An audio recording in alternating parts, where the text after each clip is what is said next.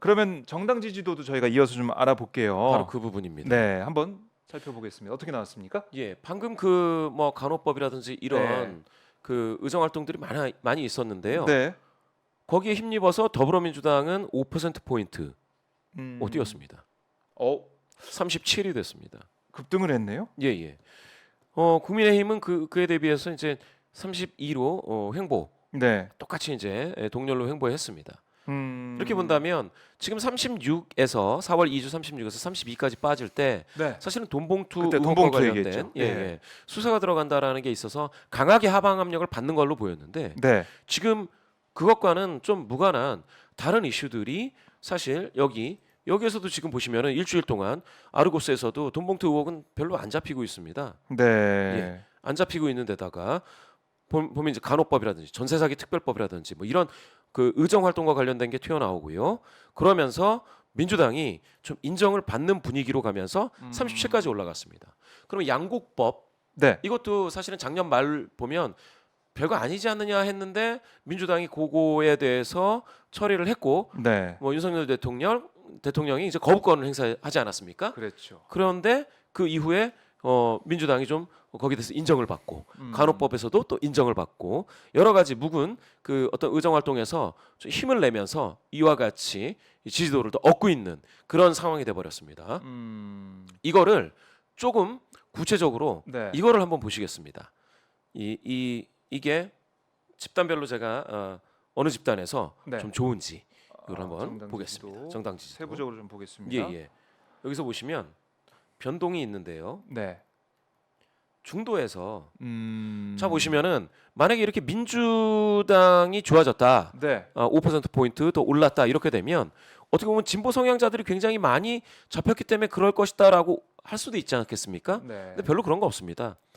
오히려 진보 성향자는 지난주보다 16명 덜 잡혔습니다. 아, 대답을 덜 한 거예요? 덜 했습니다. 대신 보수가 많이 보수는 14명 더 응답을 했습니다. 지난주보다 큰 차이 없다. 그렇게 보시는데 중도에서요. 지금 민주당에 대해서 오차범위를 벗어난 네. 14% 포인트 더 지지를 했습니다. 오. 국민의힘에 대해서는 6% 포인트 하락을 했습니다. 네. 이렇게 보면 중도에서 보는 거죠. 민생 현안과 관련해서 민주당이 더 노력하고 있다라는 거에 점수를 주고 있다. 이렇게 보시면 될 것 같습니다. 그러면은 돈봉투 의혹이라든지 이런 거는 어쨌거나 현 지도부와는 뭐 큰 관련이 없는 것 같고, 그리고 지난 지도부 관계자였던 송영길 대표는 귀국을 했고 네. 수사에 협조하겠다고 하고 탈당을 하고 이런 모습을 좀 보이고 있지 않습니까? 그래서 그거는 좀 뒤에 잠복기로 접어들었다고 한다면 지금 민생 현안과 관련된 법안들에 민주당이 더 노력을 하고 있는 거 아닌가? 네. 거기에 중도층이 아하. 반응을 하고 있다. 예, 이렇게 보시면 될 것 같습니다. 그렇네요. 그러니까 중도층이라는 부분은 사실은 현안에 예. 대해서 많이 반응하는 거 아니겠습니까? 맞습니다. 돈봉투 의혹이 지난주에는 기세가 엄청 났거든요. 예. 그런데 송 전 대표가 입국을 하고 탈당을 하고 그리고 강내구전 감사도 영장이 기각이 되면서 검찰 수사가 글쎄 좀 뭔가 이상한 거 아니야라는 생각할 수도 있을 것이고요. 예. 과하게 되고 있나? 영장이 기각이 됐으니까 예. 증거인멸 우려가 없는데 왜 영장을 치지? 이렇게 생각할 수도 있는 것이고 그런 부분이 반영이 됐다. 그리고 민생 법안 관련해서 민주당이 어떻게든 뭐 일을 하려는 모습을 보이다 보니까 중도층에 어필했다 이런 말씀이신데 예. 결국에는 민생 부분이 제일 크겠네요. 앞으로도 그렇습니다. 민생 법안 정책.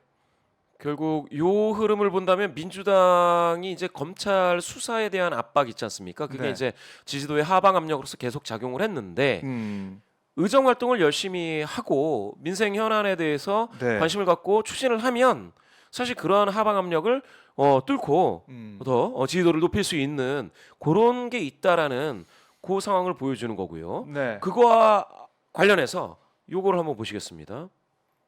요거는 아까 말씀하셨던 스트레이트 뉴스인데요. 네. 이런 문항이 있습니다.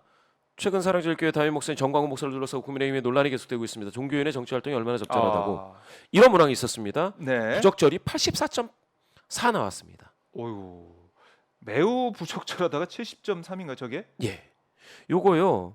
여기 보시면 국민의힘 지지하시는 분들 중에 절반 53.1이 매우 부적절, 네. 73.9 4명 중 3명이 부적절하다. 그래요. 이렇게 보고 있다라는 거는 네.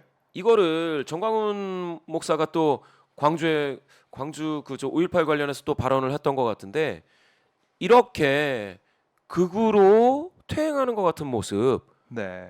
이거 이게 있는 한 요거 아, 국민의힘은 여당이지만 어쩌면 여당 프리미엄이 있지 않습니까? 그렇죠. 더 정책 추진 잘할 수 있는 입장에 네. 있는데 그런데 이게 좋아지지 않을 거예요. 지지도가 32에서 지금 묶여 있습니다. 지금 아하. 벌써 30% 초반대를 한 달 정도를 기고 있는데 네. 지금 새로운 지도부가 등장하고 나서 오히려 더 안 좋은 상황이 오히려 계속되고 좋다. 있습니다.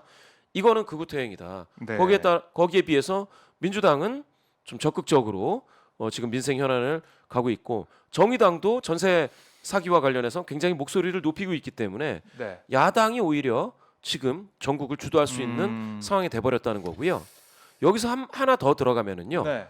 제가 이거 중도 성향자 중에서 민주당 변동이 있다고 말씀드리지 않았습니까? 그렇죠. 국정평가에서도 이게 같이 국정평가에서도 영향이 있습니다. 네. 보시죠. 중도에서 부정평가가 11% 포인트 올라갔습니다. 아하. 부정평가, 대통령 부정률이 중도에서 움직였네요. 또. 이게 5차원이 바뀝니다. 예. 중도에서요. 음. 또 긍정은 9% 포인트 떨어졌습니다. 네. 이거는 뭐냐? 그러니까 자꾸 논란이 되지 않습니까? 넷플릭스 뭐 투자 받았다고 하더니 거기에 김건희 여사가 마치 뭐 있는 것처럼 나온다던가 네. 뭐 무슨 주어가 있네 없네 이런 발언이 나온다던가 음. 정광훈 목사와 관련된 이야기가 나온다던가 네. 이게 전부 다 이렇게 반영이 되는 겁니다. 아하. 중도 성향인 분들이 그러니까 아무 생각이 없고 막 이렇게 뭐 정치에 관심이 없고 이런 분들이 아니고 아. 다 보고 계신다 보고 있다. 이거죠. 이런 분들이 예. 보고 계시고 거기에 따라서 이와 같이 큰 폭으로 부정률이 올라간 거지 않습니까? 11% 포인트가 5차 범위를 벗어나서 올라갔다. 부정이 네. 이런 것들은 보셔야 된다. 민주당에 대한 평가는 더 좋아졌다. 그래요. 중도가 움직이고 있다. 예. 이렇게 보여지고